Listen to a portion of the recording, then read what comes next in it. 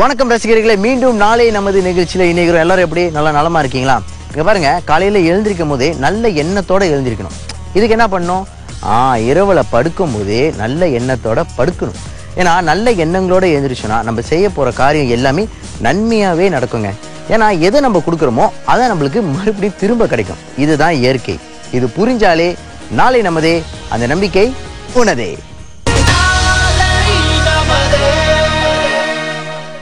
அன்பர்களே, இந்த இயற்கை வளம் கடவுளால நம்மளுக்கு அர்ப்பணிக்கப்பட்டதுங்க. பார்த்தீங்கன்னா மரமோ நிழலும், மலையும் அருவியும், மலரும் தேனும், இதெல்லாம் கடவுளால நம்மளுக்கு கிடைக்கப்பட்ட ஒரு பரிசுன்னு தான் சொல்லணும். இது நாள் வரைக்கும் இதை சரியா பாதுகாத்து வந்தாச்சு. ஆனா அடுத்த தலைமுறைக்கும் இது போய் சேரணும். அவங்களும் இது எல்லாத்தையும் ரசிக்கணும், பார்க்கணும். இயற்கை வளம் பாதுகாக்கும் பணியில ஈடுபட்டுக்கிட்டு இருக்கிற பிரசாத் தான் நம்ம அடுத்தது சந்திக்க போறோம்.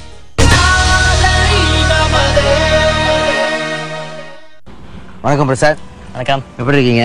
சிறப்பாக இருக்கும். இயற்கை வள அதிகாரியா உங்களோட பணியை பற்றி கொஞ்சம் சொல்லுங்களேன். இயற்கை வள அதிகாரி என்னோட பணி என்னன்னா, இயற்கைனா என்ன, மனிதன் வந்துட்டு எப்படி இயற்கையை நம்பியிருக்கான், இயற்கையினால் மனிதனுக்கு என்ன பலன் இருக்கு, அதனை தவிர்த்து இப்போ நடக்கிற இயற்கையில் வந்துட்டு இயற்கையில் நடக்கிற இந்த பேரிடர்கள். இப்போ நீங்கள் பார்த்திங்கன்னா இந்தமாரி இயற்கை கல்வி நிலையங்கள் மற்றும் பூங்காங்கள் வந்துட்டு நிர்வகிக்கிறது. அப்புறம் அப்பப்போ வந்துட்டு ஆராய்ச்சிகள் மற்றும் ஆராய்ச்சி ஆய்வு இது போன்ற நடவடிக்கைகள்லாம் வந்துட்டு நம்ம செஞ்சுக்கிட்டோம். இதுதான் வந்துட்டு நம்மளோட முக்கியமான வேலைகள். சரி, அதாவது இப்போ இந்த வேலைகளை உங்களுக்கு எப்படி ஆர்வம் வந்துச்சு? ஆர்வம்னா நம்ம பிறந்து வளர்ந்த இடம், அந்த மாதிரி பிறந்த இடம் வந்துட்டு இயற்கை சம்மந்தப்பட்ட இடமாவே இருந்துச்சு. ஸோ சின்ன வயசுலேருந்து இயற்கை கூட வந்துட்டு ஒரு ஈர்ப்பு, சின்ன வயசுலேருந்து ஒரு ஈர்ப்பு வந்துருச்சு. ஸோ அப்புறம் படிக்கும்போது இயற்கை சம்மந்தப்பட்ட படிப்பு தான் படித்தோம். அதன் பிறகு வந்துட்டு இயற்கைக்கு எதனாச்சும் செய்யணுன்ட்டு ஒரு ஆர்வம் அப்போலேருந்தே. அது முடிஞ்ச படிப்பு முடிஞ்சோடனே நம்ம இந்த இயற்கை சங்கத்தில் சேர்ந்து வேலை செய்ய ஆரம்பிச்சிட்டோம். அப்போ இது வரைக்கும் இயற்கைக்கு என்ன செஞ்சுருக்கீங்க?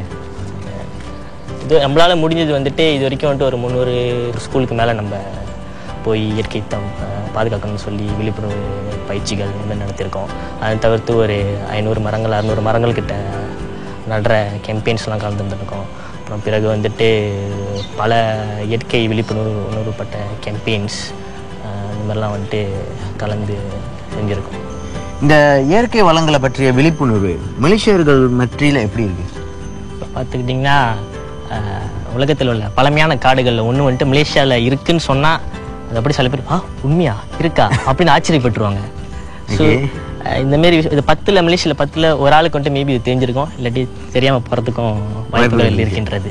இதனை தவிர்த்து இந்த குப்பை போடுறது, மரங்கள் வெட்டுறது, இதெல்லாம் தவறுன்னு தெரியும், ஆனால் அப்பயும் செய்வாங்க. நம்மளுக்கு வந்துட்டு போட்டால் நம்மளுக்கு என்ன, நம்மளுக்கு ஒன்றும் ஆக போகிறது இல்லையா அப்படின்ட்டு ஒரு ஒரு மாதிரி நிலைமை. இந்த மாதிரி குரூப் ஒருத்தவங்க இருக்காங்க. அதனை தவிர்த்து வந்துட்டு செய்யணும், பாதுகாக்கணும் அப்படின்னு இருக்காங்க. ஸோ அந்தமாரி செய்யணும் பாதுகாக்கணும் குரூப் வந்துட்டு சின்னது. இன்னும் சில பேர் வந்துட்டு சொன்னால் நிப்பாட்டிடுவாங்க, செய்ய மாட்டாங்க. தெரியாமல் இருக்கிறவங்களும் இருக்காங்க. இதுமாரி போடுறது அந்தமாரி வந்துட்டு காடுகள் அழிப்பதுனால வந்துட்டு இந்தமாரி வந்துட்டு அதோட பாதிப்புகள்லாம் வந்துட்டு அவங்களுக்கு தெரியாமல் சில பேர் இருக்காங்க. போய் சொன்னோமா அவங்க செய்ய மாட்டாங்க. ஸோ அந்தமாரியும் இருக்காங்க. ஸோ விழிப்புணர்வு வந்துட்டு மலேசியாவில் வந்துட்டு நம்ம பார்த்துக்கணுமா அவ்வளோ பயப்பட நிலைமையில இருக்குன்னு சொல்ல முடியாதுன்னு அப்படின்னு ஒன்றும் இல்லை. சொன்னால் கேட்குறாங்க மக்கள், சொன்னால் செஞ்சால் செய்வாங்க. அந்த மாதிரி நிலைமையில இருக்குன்னு. இப்போ இங்கே சுற்றி அப்படியே எத்தனை ஹெக்டர் இருக்கு? 80 ஹெக்டர் கிட்ட மரங்கள் இருக்கு. இது என்ன சந்தன மரமா? இது சந்தன மரம் இல்லைங்க, வீரப்பனந்திர மரம். அதாவது இது வந்துட்டு சிஜிஎம் கிரேத்தம்னு சொல்லுவாங்க சயின்டிஃபிக் நேம். இப்போ நீங்கள் பார்த்துக்கிட்டிங்கன்னா இதோட சும்மா பிரிங்களா, இதை பிரிச்சு வந்துக்கிட்டே இருக்கும். ஸோ ஏன் அந்த மாதிரி வருது, இது வந்துட்டு வருதுன்னா வந்துட்டு அது வந்துட்டு ஒரு மாதிரி அதோட பாதுகாத்துக்கிறது. அதோட இது வந்துட்டு இன்செக்ட்லாம் பைட் பண்ணாமல் வந்துட்டு பாதுகாத்துக்கிறது. இப்போ மலேசியாலே பழைய காடு இருக்குன்னு சொன்னீங்களா, அது எது? அது புலும் தமுங்கோர் ஃபாரஸ்ட் காம்ப்ளெக்ஸ் கிட்ட இருக்கு. அது வந்துட்டு உலகத்திலேயே வந்துட்டு மிகவும் பழமையான காடுகளில் ஒன்று. 130 மில்லியன் வருஷமாக வந்துட்டு அந்த உலகத்தில் இருக்குன்னு சொல்லிக்கிறாங்க. அமேசான் கொங்கோ காடோட அது கொஞ்சம் பழமையான காடுன்னு சொல்லிக்கிறாங்க. இதானே தாஜன் மரம்? ஆமாம், ஒரு தாஜன் மரம் தான். மரத்தெல்லாம் பார்த்தீங்கன்னா தாஜன் இதை பார்த்து தான் 100 மரத்துக்கு 100 மரத்துக்கு தாவிக்கிட்டு இருக்கு. அதாவது இதுக்கு வந்துட்டு லியானா ரூட்னு சொல்லுவாங்க. Liana root. லியானா ரூட் சொல்லுவாங்க, லியானான்னு சொல்லுவாங்க, பொக்கோ லியானா நம்ம இல்லை. ஸோ இது வந்துட்டு கீழேருந்து அப்படியே மேலே ஒரு அப்படியே படரி அப்படி மேலே வரைக்கும் பார்த்தீங்கன்னா மேலே வரைக்கும் படரி அது ஏறிக்கிட்டு இருக்கு. ஸோ இது வந்துட்டு காட்டில் வந்துட்டு இது வந்துட்டு ஒரு நம்ம திடீர்னு காட்டில் காணப்பட்டுமா இல்லை தெரியலன்னா சொன்னாங்க நம்ம அதை கட்டணுமா தண்ணி இருக்கும் உங்களுக்கு. ஸோ நம்ம தண்ணியை வந்துட்டு குடிக்கலான்னு சொல்கிறாங்க.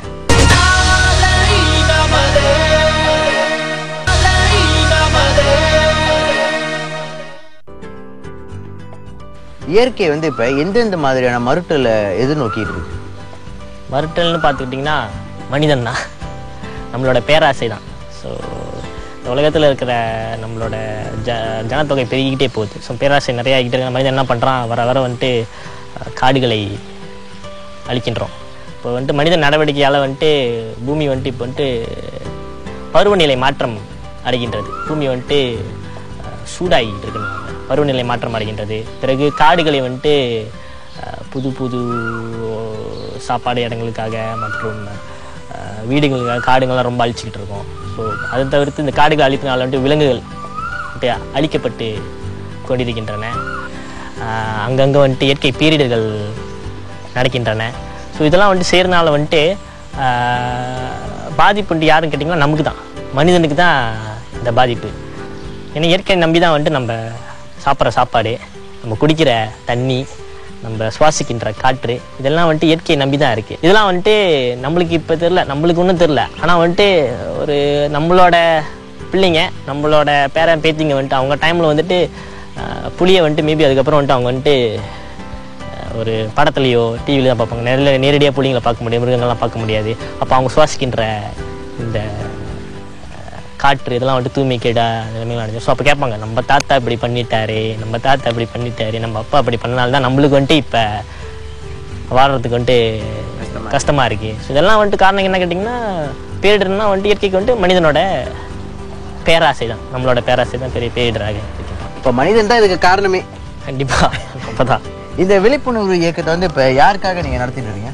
சட்டமதி பேசணுமே, மனிதர்களுக்காக தான். அதாவது இந்த இயற்கை வந்துட்டு 1940 வந்துட்டு ஆரம்பித்தாங்க. ஸோ நம்ம மக்களாலே ஆரம்பித்து மக்களுக்காகவே உள்ள இயக்கம். இதில் வந்துட்டு நம்ம இந்த கிண்டர்கார்டன் பிள்ளைங்கள்லேருந்தே ஆரம்ப நிலை பள்ளிங்க, பிறகு இடைநிலைப்பள்ளி, யூனிவர்சிட்டி பிள்ளைங்களுக்கு இவங்களுக்கும் செய்கிறோம். அதனை தவிர்த்து பொதுமக்கள், அதாவது இயற்கையை வந்துட்டு பொழுதுபோக்காக கொண்டிருப்பாங்க சில பேர், அதாவது இந்த ட்ரெக்கிங் போகிறவங்க, படம் பிடிக்கிறவங்க, இயற்கை ஃபோட்டோகிராஃபி, ஸோ இவங்களுக்கு ஒரு இது செய்வோம். அதை தவிர்த்து அரசாங்க பதவியில் உள்ள அதிகாரிகள், அப்புறம் ப்ரைவேட் கம்பெனிஸ், ஸோ இவங்களுக்கெல்லாம் வந்துட்டு பல வகையான நடவடிக்கைகளை வந்துட்டு நம்ம செஞ்சுக்கிட்டு இருக்கோம். சரி, மக்களுக்காக தான். சரி இப்போ சார், அதாவது இப்போ இயற்கையை பாதுகாக்க வேண்டிய அவசியங்கள் என்ன அப்படின்றத மக்களுக்கு நீங்களே சொல்லிடுங்க. இந்த இயற்கைக்கு நடக்கிற இந்த பேரிடர்கள்லாம் காரணம் வந்துட்டு நம்ம தான். ஸோ நம்ம தான் இதை வந்துட்டு இந்த அழிவு உண்டாக்குறோம். ஸோ இதை பாதுகாக்கிற கடமையும் நம்மக்கிட்ட தான் இருக்குது. ஏன்னா இதை நம்ம பாதுகாக்கலன்னா வந்துட்டு நம்மளுக்கு தான் அந்த பாதிப்பு இருக்குது. ஸோ நம்ம என்ன செய்யலாம்னா, ஒரு தனி மனிதனாக நம்மளோட வாழ்க்கை முறையை வந்துட்டு சற்று மாற்றிக்கொள்ளலாம். அது இந்த குப்பை போகிறத வந்துட்டு கொஞ்சம் குறைச்சிக்கலாம். அப்புறம் முடிஞ்ச வரைக்கும் வந்துட்டு பொது வாகனங்களை பயன்படுத்தலாம். அப்புறம் முடிஞ்ச வரைக்கும் மரங்கள் வெட்டுறது இதெல்லாம் தெரிஞ்சிச்சுன்னா நீங்கள் வந்துட்டு அதிகாரிகள்கிட்ட போய்ட்டு புகார் கொடுக்கலாம். வீட்டில் வந்துட்டு குறைஞ்ச அளவில் வந்துட்டு எலக்ட்ரிசிட்டி பாய்க்கிறது பார்த்துக்கலாம். ஸோ நம்மளோட சின்ன சின்ன மாற்றங்கள் வந்துட்டு ஒரு பெரிய இஃபெக்டை வந்துட்டு அது உருவாக்கும். ஸோ இதெல்லாம் கரெக்டாக செஞ்சோமா இயற்கை வந்துட்டு நல்லாயிருக்கும். ஸோ இயற்கை நல்லா இருக்கிறதுனால வந்துட்டு நம்மளும் நல்லா இருக்கும்.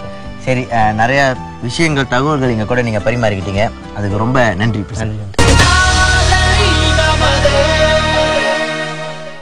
அன்பர்களே, மனுஷர்கள் வந்து இயற்கையை பாதுகாக்கிறதுக்கான அவசியத்தை புரிஞ்சிருக்காங்க. ஆனால் அதை கடைப்பிடிக்கிறதுல மெத்தனம் கட்டுறாங்க. இப்படி பிரசாத் மாதிரி நிறைய பேர் இந்த துறையில் ஈடுபட்டா இதுக்கான விழிப்புணர்வு அதிகரிக்கும்ன்றது நாளை நமதியோட எதிர்பார்ப்பு. ஆனால் ஒருத்தர் இந்த துறையில் ஈடுபடணும்னா அவருக்கு எந்தெந்த மாதிரியான கல்வி தகுதியெல்லாம் தேவை இப்போ தெரிஞ்சுக்கும்.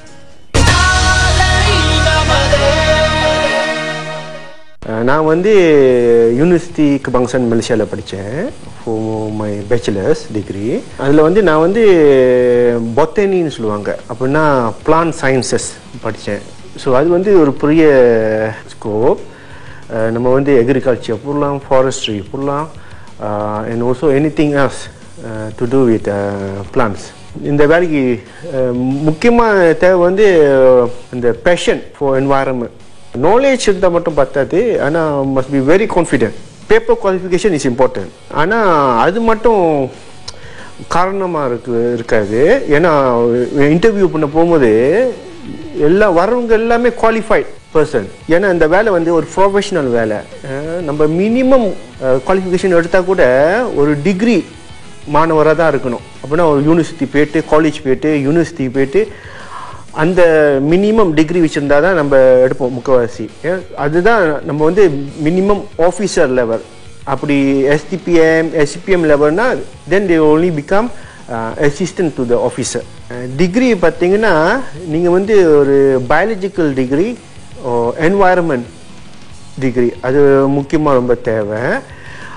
அப்படி இல்லைன்னா நீங்கள் வந்து ஃபாரஸ்ட்ரி ஸ்டூடெண்டாக கூட இருக்கலாம், மெரீன் சயின்சஸ் ஸ்டூடெண்டாக கூட இருக்கலாம். சில சமயத்தில் நம்ம வந்து even engineering students also we will consider, but must be environmental engineering student. We can also take in doctors, but it will be more on animal doctors, so veterinary doctors, so ஆராய்ச்சியாளர் அந்த மாதிரி உள்ள qualification நம்ம முக்கியமாக பார்ப்போம். எம்என்எஸ்ல இதுதான் நம்மளோட main office. அப்புறம் நம்மளுக்கு வந்து எஜுகேஷன் சென்டர் இருக்குது, ஒரு 6 எஜுகேஷன் சென்டர் இருக்குது. செப்பாங்கில் ஒன்று இருக்குது, குவாலஸ்லாங்கில் ஒன்று, கேமரன் ஹைலண்டில், பத்து கேவில், கர்த்தே தெலுங்கானு, அப்புறம் ஃப்ரீம் கப்போங். ஸோ 6 சென்டர் இருக்குது. ஸோ ஆனால் இங்கே வந்து மெயின் ஆஃபீஸில் நம்மளோட ப்ரோக்ராம் டிவிஷன், அந்த சென்டர்லலாம் எஜுகேஷன் டிவிஷன். ஸோ இந்த கன்சர்வேஷன் டிவிஷனில் ஆப்ரேஷன் பார்த்திங்கன்னா நம்மளுக்கு மேனேஜ்மெண்ட் டீம் இருக்குது, நம்மளுக்கு ஃபைனான்ஸ் அண்ட் அட்மின் டீம் வர இருக்குது. மற்றபடி எம்என்எஸ் வந்து ஒரு மெம்பர் பேஸ் ஆர்கனைசேஷன் பாருங்கள். ஸோ அதனால் நம்ம மெம்பர் ஆஃபீஸர், மெம்பரை ஜாகா பார்க்குறதுக்கு ஆஃபீஸர்லாம் இருப்பாங்க பாதுகாக்கிறதுக்கு. மற்றபடி எல்லாம் ப்ரோக்ராம் ஆஃபீஸர். அப்புறம் நம்மளுக்கு வர ஒரு கம்யூனிகேஷன் டிவிஷன் வர்றதுக்கு. ஸோ அவங்க வந்து ரிப்போர்ட்டிங் பண்ணுவாங்க, புக்கெலாம் செய்வாங்க. நம்ம புக்கு போஸ்டர்லாம் நம்ம செய்வோம் பாருங்கள், இறக்கை போஸ்டர்லாம் இருக்குது. ஸோ அதெல்லாம் செய்கிறதுக்கு ஒரு டிவிஷன் தனியாக. இந்த ஃபீல் ஒரு டிமாண்டிங் ஃபீல். ஸோ இங்கே வேலை செய்கிறதும் நீங்கள் ஒரு கவர்மெண்ட் பதவியில் இருக்கிறதும் சமம், ஒரு சரி சமம் மாதிரி. ஸோ அதனால் இந்த சம்பளம் பேசுனீங்கன்னா நம்ம சம்பளம் லெவலும் அவங்க சம்பளம் லெவலும் சேம். இப்போ நம்ம ஆஃபீஸை வச்சுக்கிட்டிங்கன்னா we also employ teachers to communicate with students, schools. We employ teachers. So அதே மாதிரி நம்ம கன்சர்வேஷனிஸ்ட் வச்சுக்கிட்டிங்கன்னா, so we have a veterinary doctor, we have a biologist, bird scientist, so அவங்களுக்கும் அதுக்கு தகுந்த மாதிரி சம்பளம் இருக்குது. ஸோ அது எல்லாமே குவாலிஃபிகேஷன் பொறுத்து இருக்குது. ஸோ நீங்கள் வந்து டிகிரி ஹோல்டரா, பிஎஸ்சி டிகிரியோட பேசிக் டிகிரி ஹோல்டரா, யுவர் மாஸ்டர்ஸ் ஹோல்டரா, ஈவன் இப்போ நீங்கள் ஒரு பிஹெச்டி ஹோல்டரா. ஸோ அதுக்கு தகுந்த மாதிரி நம்மளோட இந்த சேலரி ஸ்கீம் இருக்குங்க. ஸோ அதனால் வாய்ப்பு இந்த இந்த இந்த தொழிலில் ரொம்ப in fact we have very less people actually in this field. நேச்சர்னா நம்ம வந்து முக்கால்வாசி நேரத்தில் நம்ம வெளியே தான் இருக்கணும். இப்போ யுவர் ஃபாரஸ்ட்டு நீங்கள் ஃபாரஸ்ட்டில் இருக்கணும், யுவர் மெரீன் ஆஃபீஸர் நீங்கள் கடல் ஓரத்தில் இருக்கணும். ஸோ அதனால முக்கால்வாசி பேர் இந்த ஃபீல்டு ஜாயின் பண்ண மாட்டுறாங்க. ஏன்னா அவங்களுக்கு கரெக்டாக 8 மணிக்கு வரணும், 5 மணிக்கு போகணும். ஸோ அந்த மாதிரி நிலைமை இருந்துச்சுன்னா this is not suitable feel அவங்களுக்கு. So you must be all outdoor. நினைக்கிறேன் என்ஜிஓன்னு வச்சு பார்த்தீங்கன்னா, நான் கவர்மெண்ட் ஆர்கனைசேஷன் வச்சு பார்த்தீங்கன்னா நம்ம தமிழவங்க பங்கு வந்து கொஞ்சம் பீட் ஹை தான். ஏன்னா ஒன்று வந்து நம்ம வந்து we are very hard working people. ரெண்டாவது வந்து our English comparatively is quite good. அதனால் இப்போ இங்கே இந்த மொழி எங்கே எப்போ வேணாலும் அவங்கள மொபிலைஸ் பண்ணுற வேலையில் இருந்தால் ஸோ நம்மளுக்கு சான்சஸ் ஆர் வெரி குட். ஆனால் அகெயின் கோயிங் பேக், நம்ம வந்து நம்மளே தான் சொந்தமாக முன்னேற்றிக்கணும். அப்படின்னா நம்ம வந்து எவ்வளோ படிக்க முடியுமோ, எவ்வளோ ஹையாக நீங்கள் படிக்க முடியுமோ அந்த லெவலுக்கு நம்ம செய்யணும். அதுதான் மக்கள் சொல்கிறாங்க பாருங்க, படிப்பில் தான் எல்லாம் இருக்குன்னு. ஸோ அது வச்சுக்கிட்டிங்கன்னா நீங்கள் எவ்வளோ மேலே படிக்கிறீங்களோ அவ்வளோ மேலே ஆப்பர்ச்சுனிட்டி இருக்குது. ரசிகர்களே, இயற்கை வளத்தை நம்ம பாதுகாத்து தான் ஆகணுங்க. இப்போ நடக்கிற பேரிடர்களுக்கெல்லாம் மனிதன் தாங்க காரணம். வெள்ளம், பருவநிலை மாற்றம், வெப்ப அதிகரிப்பு, இதெல்லாம் மனிதனுடைய தேவையை அதிகரிக்கணும்னு இயற்கை வளத்தை குறைக்கிறாங்க. இதுக்கெல்லாம் முக்கிய காரணம் இயற்கை வளத்தை குறைக்கும் மனிதனோட சுயநலம் தான்.